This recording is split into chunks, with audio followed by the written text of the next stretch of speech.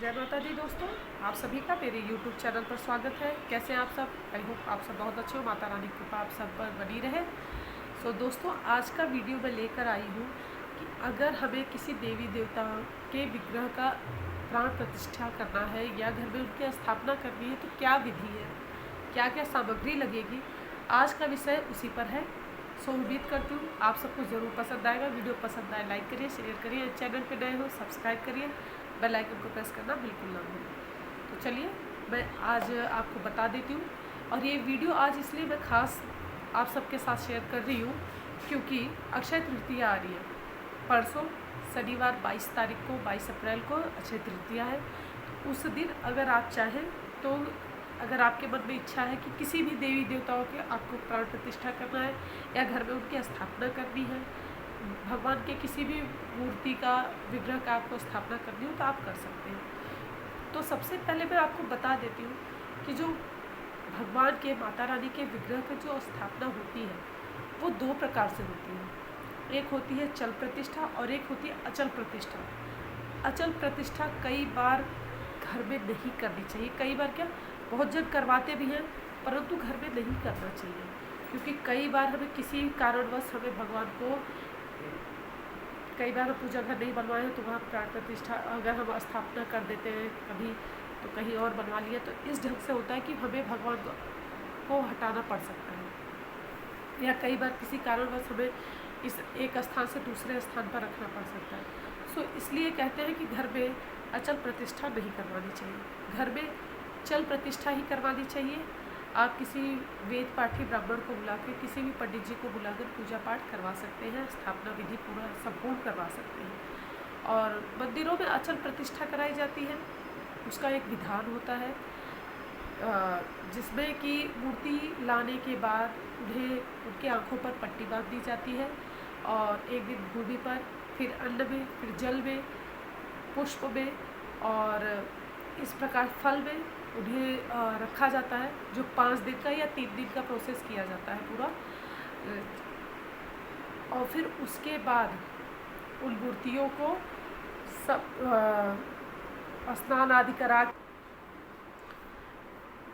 स्नान करा के वस्त्र वगैरह पहना के, और फिर उसके बाद सब जगह जिस जगह पे या जिस मंदिर में प्राण प्रतिष्ठा करवाई जाती है उन मूर्तियों को आसपास के जो मंदिर प्राण प्रतिष्ठित की हुई मूर्तियाँ या मंदिरें होते हैं वहाँ पर लेकर जाया जाता है।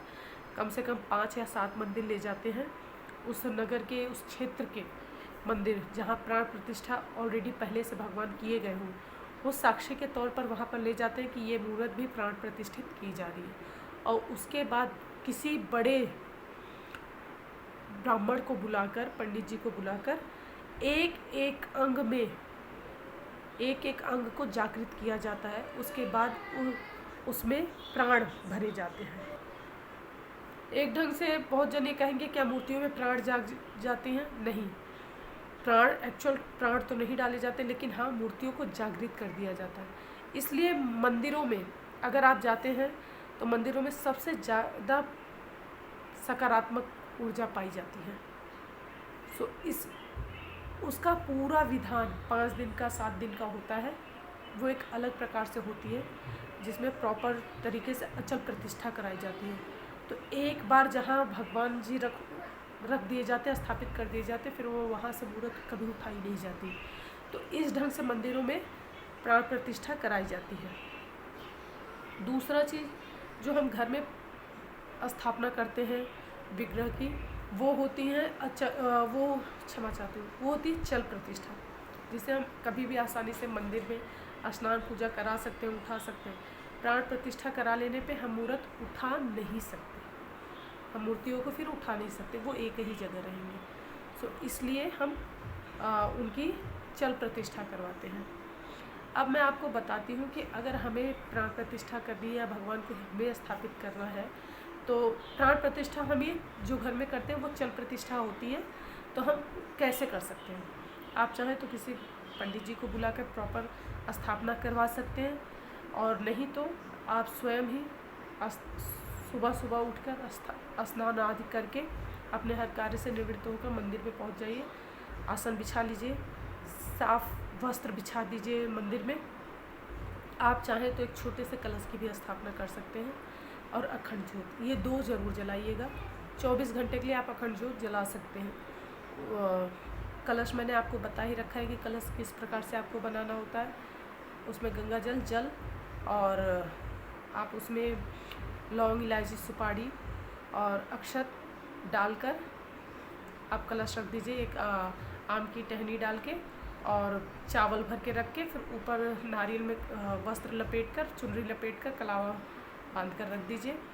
इस प्रकार से आपने कलश की स्थापना कर ली। एक तरफ आप अखंड ज्योत जला लीजिए। अगर आप तेल की ज्योत जलाते हैं अखंड, तो वो देवी देवताओं के बाएं तरफ जलाई जाती है, और अगर आप घी की अखंड ज्योत जलाते हैं तो देवी देवताओं के दाहिनी तरफ जलाई जाती है। तो ये मैंने नवरात्रि की वीडियो में कई बार आपको बताया है। तो आप अखंड ज्योत जला लीजिए। उसके बाद आप भगवान जी के आँख पर पट्टी बांध दीजिए। और बहुत जन है कि घर में भी 5 दिन का प्रोसेस रखते हैं। अन्न में रखते हैं, फिर उसके बाद पुष्प में रखते हैं, फल में रखते हैं, जल में रखते हैं। तो इस प्रकार से रखा जाता है। आप चाहे तो कर सकते हैं। वो अचल प्रतिष्ठा में ज़रूर किया जाता है। चल प्रतिष्ठा में ऐसे करने की कोई आवश्यकता नहीं है। फिर भी अगर आप करना चाहते हैं तो आप जल में रख सकते हैं। तो उसके लिए चाहे आप 21 घंटे का प्रोसेस रख सकते हैं, या 21 मिनट का, 21 सेकंड का, या 11 सेकंड का, 5 सेकंड का, 7 सेकंड का, 11 सेकंड का, या मिनट का, या घंटे का। इस प्रकार से वो प्रोसेस किया जाता है। तो सर्वप्रथम आप उन्हें सबसे पहले जल में रखेंगे, फिर उसके बाद आप उन्हें पुष्प में रखेंगे, फिर फल में रखेंगे, फिर उसके बाद अनाज में रखा जाता है, अनाज में, और उसके बाद वस्त्र में। ये 5 जगहों पे 5 चीज़ों में रखने के बाद तब उसके बाद उन्हें स्नान करवाया जाता है। आप चाहे तो ऐसे भी कर सकते हैं, और आप चाहे तो डायरेक्टली आँख पर पट्टी बांध के सर्वप्रथम आप उन्हें गंगा जल से स्नान कराएंगे। फिर गंगा जल से स्नान करा के फिर उसके बाद पंचामृत से, पहले दूध से, फिर दही से, शहद से, घी से, चीनी से, और फिर शुद्ध जल से प्रॉपर स्नान करा के वस्त्र वगैरह पहना देंगे। उसके बाद षोडशो उपचार पूजन होता है। इस ढंग से आप तैयार कर लीजिए एकदम। फिर उसके बाद आप जो चौकी लगाए हैं वहाँ पर उन्हें सबसे पहले उनका आवाहन कीजिए। आप चाहें तो मंत्र बोल सकते हैं, नहीं मंत्र बोल पा रहे हैं तो आप एक हृदय से साधारण भाषा में ही कि माँ भगवान जिनकी भी आप स्थापना कर रहे हैं। गौरी गणेश जी की स्थापना तो सर्वप्रथम हर पूजा में की जाती है। गणेश जी की पूजा पहले की जाती है। सो गणेश जी की पूजा कर लीजिए, कलश देव की पूजा कर लीजिए, अखंड ज्योत की पूजा कर लीजिए। उसके बाद आप जिन देवी देवता की स्थापना कर रहे हैं, जिनकी मूर्ति की आप स्थापना कर रहे हैं, उनके लिए सर्वप्रथम आप उनका आवाहन करिए। सबसे पहले ध्यान, फिर आवाहन करना है आपको। आवाहन करने के बाद आप मूर्ति वहाँ पर स्थापित कर दीजिए, और पट्टी तब तक नहीं खोलनी है आपको जब तक आप प्रॉपर उन्हें स्थान नहीं दे देते। और जब भी आप आपकी पट्टी खोलेंगे भगवान जी के, आप कलावा से भी बांध सकते हैं, तो उनके आगे एक शीशा, तो उनका तेज जो होता है, मूर्ति जो जागृत होती है, उनका तेज उन्हीं के अंदर समाहित हो जाता है। तो आप ऐसे कर सकते हैं। या आपके पास जैसे लक्ष्मी नारायण जी की स्थापना कर रहे हैं तो एक दूसरे को सामने कर दीजिए। भोलेनाथ माँ पार्वती को कर रहे हैं तो उन्हें एक दूसरे को सामने कर सकते हैं। लेकिन अगर सिंगल किसी देव की प्रतिमा है या माता की प्रतिमा है तो उनके आगे आप उतना बड़ा आईना रख दीजिए। तो आप इस प्रकार से स्थापना विधि पूर्ण कर सकते हैं। फिर उसके बाद आपको वहाँ पे भी जल से एक छोटा सा दोना रख दीजिए, उसमें फिर जल, फिर पंचामृत, फिर जल, फिर उसके बाद उपवस्त्र, कलावा पहना दीजिए, क्योंकि वस्त्र आप पहना चुके रहेंगे स्नान करा के पहले। उपवस्त्र, फिर उसके बाद जनेऊ, अगर देवता है तो जनेऊ। उसके बाद आप उन्हें इत्र चढ़ाएंगे। फिर उसके बाद अक्षत, पुष्प, तिलक जो भी आपके पास है, केसर युक्त तिलक, चंदन जो भी है, आप वो चढ़ाएंगे उन्हें। फिर अक्षत पुष्प चढ़ाने के बाद, अक्षत पुष्प चढ़ाने के बाद आप उन्हें धूप दीप दिखाएंगे, नैवेद्य दिखाएंगे, पान का बीड़ा लगाएंगे, भोग दक्षिणा रखेंगे और तत्पश्चात आरती करेंगे। सो ये प्रोसेस मैंने आपको पूरा बता दिया। चाहे किसी भी देवी देवताओं का आप स्थापना कर रहे हैं, उनका इसी प्रकार से आप स्थापना करेंगे। आप इस प्रकार से प्राण प्रतिष्ठा घर में कर सकते हैं साधारण तरीके से। अब मैं आपको बता देती हूँ कि हमें कब स्थापना करनी चाहिए। तो हमेशा शुक्ल पक्ष में ही स्थापना करनी चाहिए। जैसे आप देवादिदेव महादेव की अगर स्थापना कर रहे हैं तो उनकी स्थापना आपको सोमवार को करनी चाहिए। हनुमान जी की स्थापना कर रहे हैं तो शुक्ल पक्ष में मंगलवार के दिन कर सकते हैं आप। गणेश जी की माँ सरस्वती की स्थापना कर रहे हैं तो आप बुधवार के दिन कर सकते हैं। नारायण की स्थापना कर रहे हैं तो आप गुरुवार को स्थापना कर सकते हैं। और माँ महालक्ष्मी की, माँ दुर्गा की अगर प्रतिमा है आपके पास, उनकी स्थापना करना चाह रहे हैं तो शुक्ल पक्ष के शुक्रवार को कर सकते हैं। सो इस प्रकार से आप सूर्य की स्थापना कर रहे हैं तो रविवार के दिन कर सकते हैं।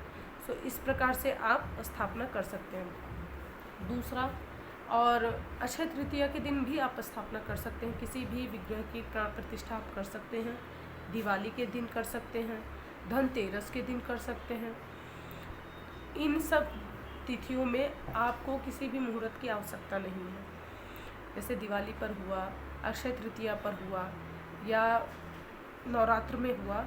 नवरात्रि के दोनों नवरात्रियों में आप स्थापना कर सकते हैं। और मैं आपको बता दूं कि किस नक्षत्र में आपको स्थापना नहीं करनी चाहिए। जैसे राहु काल चल रहा हो, उस समय बिल्कुल भी आपको स्थापना नहीं करनी है। किसी भी देवी देवताओं की प्राण प्रतिष्ठा नहीं करनी है। आपको प्राण प्रतिष्ठा शुक्ल पक्ष में ही करना चाहिए, स्थिर लग्न में करना चाहिए। शुभ नक्षत्र देख लें, पहले ही पता कर लें, उसमें आप स्थापना कर सकते हैं। राहु काल में भूल कर भी भगवान की प्राण प्रतिष्ठा नहीं करनी चाहिए। अब मैं आपको बता देती हूँ कुछ नक्षत्र हैं, कुछ तिथियाँ हैं कि किन में किस देवी देवताओं की स्थापना की जा सकती है। तो सबसे पहले मैं आपको बता देती हूँ, जैसे रोहिणी नक्षत्र में, तीनों उत्तरा नक्षत्र में, रेवती नक्षत्र में घनिष्ठा नक्षत्र होता है, अनुराधा नक्षत्र और हस्त नक्षत्र, पुनर्वसु नक्षत्र, आश्विन पुष्य नक्षत्र में विष्णु भगवान की आप स्थापना कर सकते हैं। उनकी प्राण प्रतिष्ठा की जा सकती है। और पुष्य नक्षत्र में, श्रवण में, अभिजीत में इंद्र, ब्रह्मा, कुबेर जी के एवं कार्तिकेय जी की स्थापना की जाती है। रेवती में गणेश जी की और माँ सरस्वती की स्थापना की जाती है। हस्त नक्षत्र और मूल नक्षत्र में माँ दुर्गा की प्राण प्रतिष्ठा की जाती है। सो ये मैंने आपको बता दिया है। और चैत्र में, जैसे जो हम किस माह में स्थापना कर सकते हैं, तो चैत्र में, फाल्गुन में, ज्येष्ठ में, वैशाख में और माघ में, इन महीने में शुक्ल पक्ष में आप किसी भी दिन, जैसे मैंने आपको बताया कि सोमवार के दिन या मंगलवार के दिन, जिन देवी देवता का जिस दिन होता है, आप उस दिन उनकी स्थापना कर सकते हैं। बाकी तो अभी आप अक्षय तृतीया पर अगर आप नारायण की, माँ दुर्गा की या माँ महालक्ष्मी की किसी भी देवी देवता के विग्रह की स्थापना करना चाहें तो कर सकते हैं। सो जो जिस तरीके से स्थापना करनी है वो मैंने आपके साथ शेयर कर दिया है। सो उम्मीद करती हूँ कि ये वीडियो आपको ज़रूर पसंद आया होगा। सामग्रियाँ मैंने आपको बता दी, स्थापना की जो सामग्रियाँ होती हैं, कलश जैसे रखना है, पूजा पाठ की जो सामग्री होती है वो सब आपको बता रखा है। और आप सनातन धर्म से जुड़े हुए हैं तो आपके घर में ये सब सामग्रियाँ अवश्य होंगी, कुछ न हो तो आप ला सकते हैं। सो उम्मीद करती हूँ ये वीडियो आपको ज़रूर पसंद आई होगी। तो वीडियो पसंद आए लाइक करिए, शेयर करिए, चैनल पे नए हो सब्सक्राइब करिए, बेल आइकन को प्रेस करिए, दोस्तों के साथ शेयर करना बिल्कुल ना भूलें। मैं मिलूँगी आपसे नेक्स्ट वीडियो में, तब तक के लिए जय माता दी।